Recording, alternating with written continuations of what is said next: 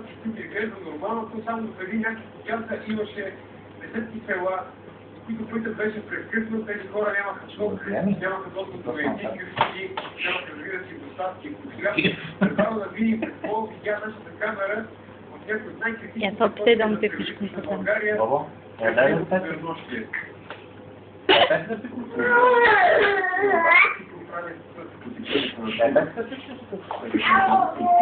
Отстъпнат километрично опашни от камиони, чакащи да преминат.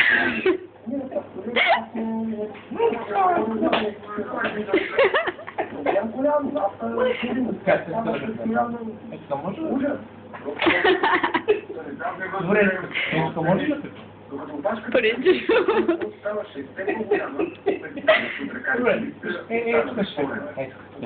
машината, която речи по купена от стари части.